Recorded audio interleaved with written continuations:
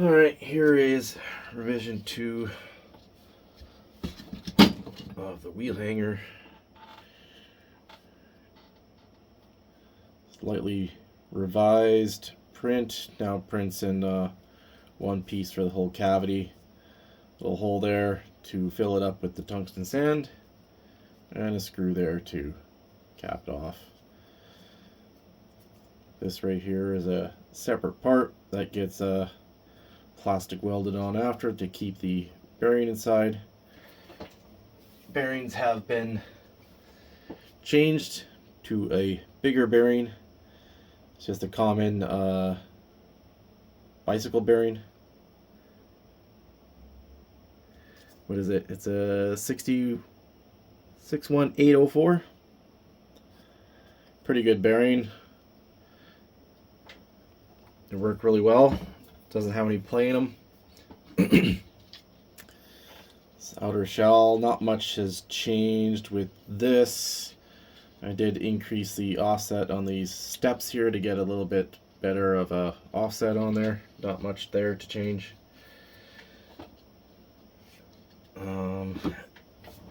These do get printed in a 2-piece on these. This piece is printed as 1, and then we have a little jig here to assemble those together in a way so that they can be plastic welded. And when it's plastic welded, it is nice and aligned so that when it goes onto the knuckle, there's no wobble.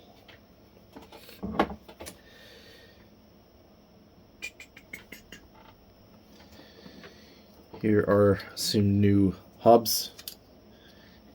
These will actually fit like this and align like so. This is just to keep the dirt out.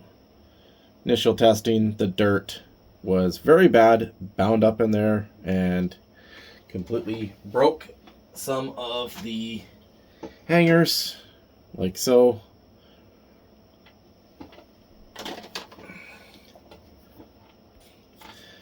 Not much change on the back piece. Still 8 screws to screw it on there after we put the weight hanger in.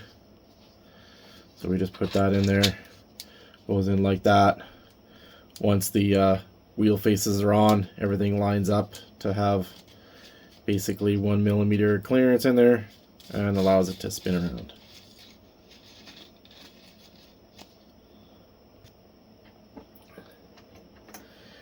We also have some hubs to use for the end.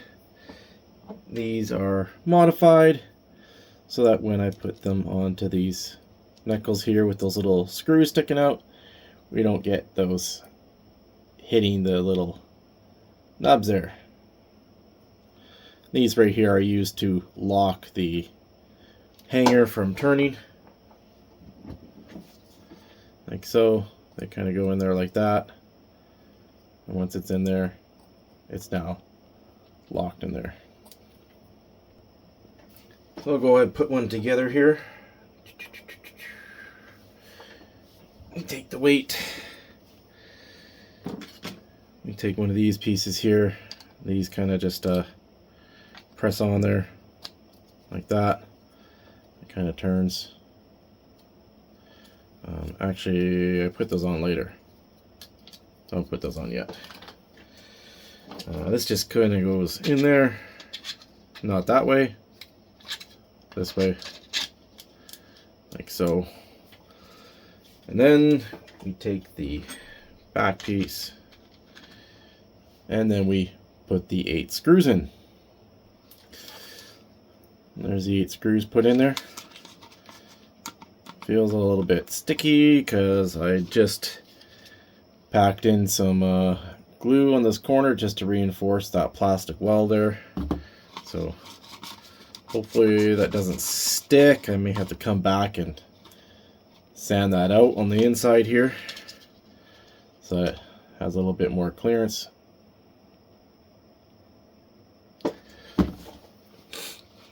Alright, so now we gotta put it in the tire. I also have some custom TPU inserts that I have printed they have a little side protector.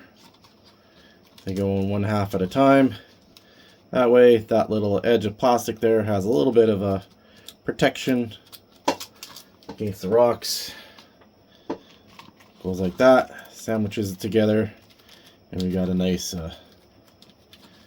these are the custom TPU inserts that I've been making, same design. They have a rotary wrapped gyroid that is custom made with a grasshopper plug-in. Nobody else has been doing gyroid like this yet, so we'll see if anybody takes on to that. But let's put it in a tire here. We got a J Concepts ruptures.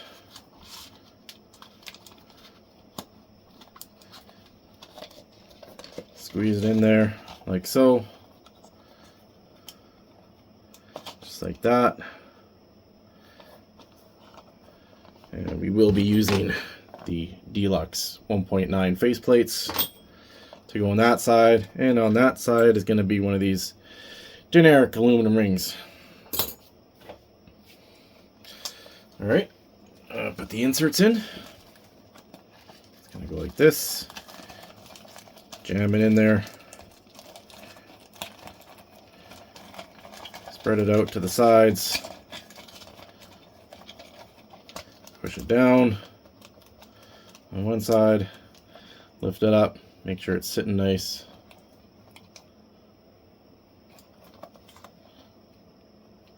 And then do the other side.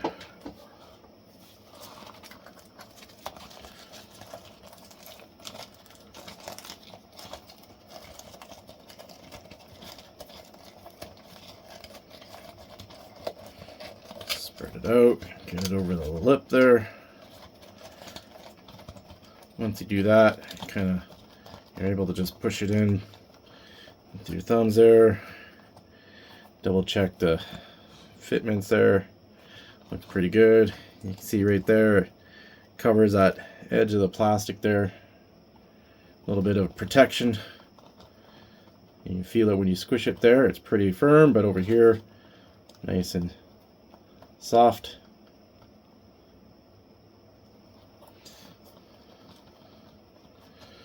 Yeah, we can just kind of fit this. I usually put the back one on first.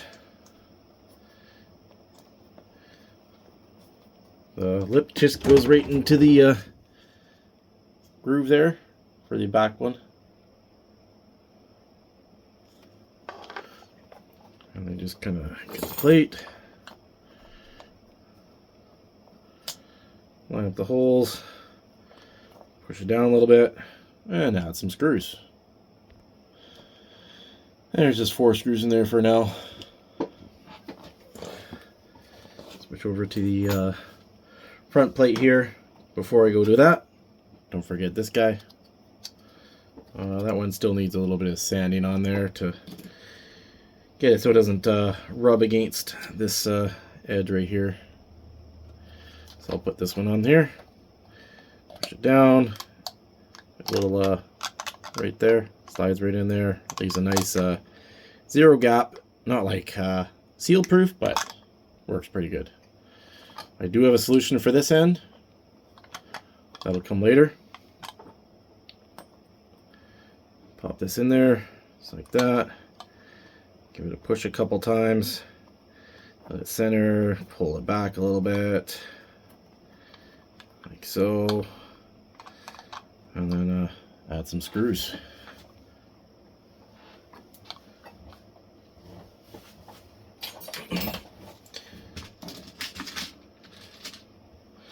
I'll throw 3 screws in here for now.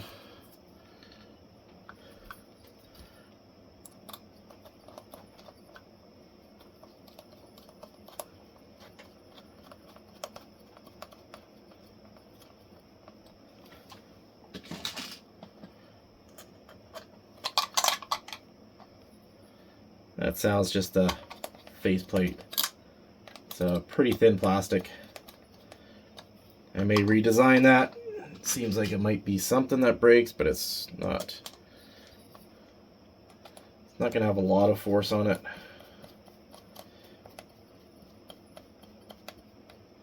There we go. Back this off a little bit. That tire likes to get into that screw and just bind up in there sometimes, because there's no wall between the screw and the tire, so it likes to just catch in there and snag a lot. Doesn't do that when you're using the other side of the deluxe ones. There's no problems there because they actually they cover up the, protects you against the threads hitting the plastic anyways there. So there we go, a little bit of a noisiness there, but pretty good.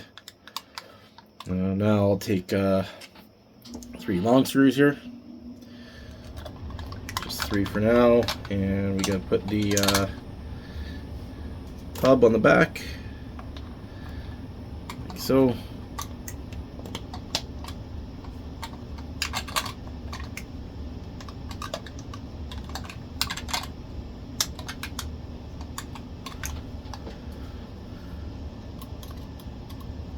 That's not the right striver.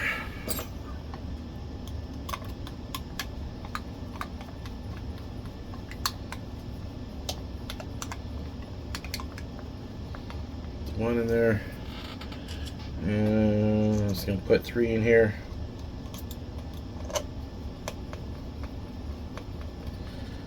Those go through that plastic hub and into the aluminum.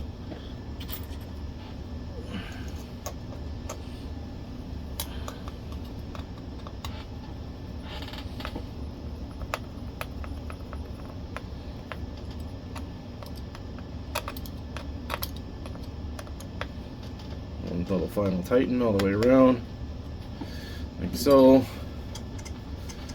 Give a little bit of a, feel the wobble right there, the weight. Yeah, a little bit of a rub in there. It's probably against this this little faceplate right here. Likes to hit the this little side of the weight housing, this face right here. I might have to sand that off to get a little bit more clearance, but should be good now. But now you see we got a little bit of a gap there that can get dirt in there. So we got some TPU gaskets. I printed them like this, put them like that. They worked pretty good, but the groove didn't print very big. So, but it just so happens if I flip it around, it gives a way better groove on that, and it still has that gap on there. So we just kind of fit that on there like this. Take a small little driver, kind of push that down a little bit until it snaps into that groove that has been printed onto this for this particular application. All right, come on.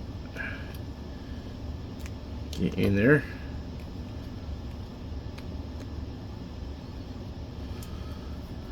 Starting to go.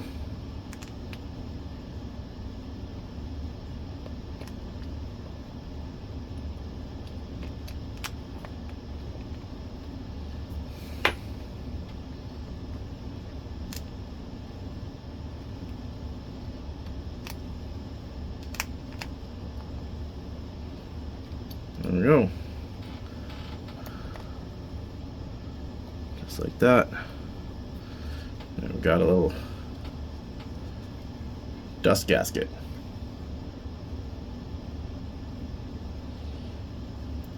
That should stop the dirt from getting in. So that just goes on this little groove here.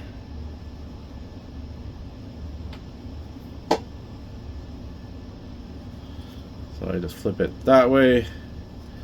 It goes on like that. And it just snaps right into that groove. And gives you that little, fills in that gap there, allowing it to slide nicely. Doesn't really have too much friction to it. Gonna be a little bit, but I don't really care. I'd rather dirt out. There we go. This is one of the Vanquish F10 hubs. The modified posts on there. Goes in there like that. Boom.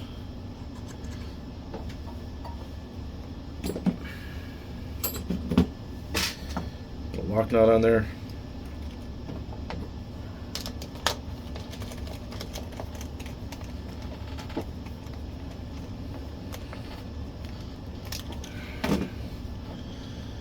Boom, just like that. And I always just give this a little spin here. Make sure we don't have a lot of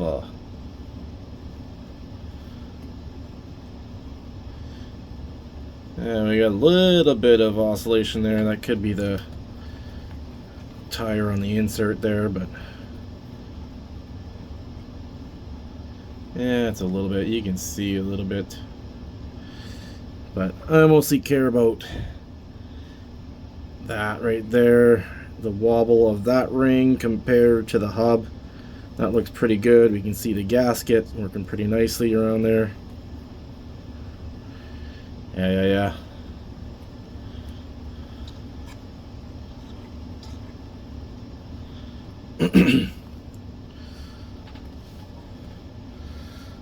So I'll be running that this weekend in a Hog Wars competition.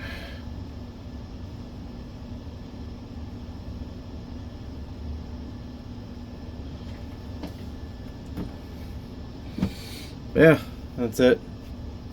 Biggest changes, bigger bearing, gaskets, seal out the dirt, and another one of these to seal out the dirt there.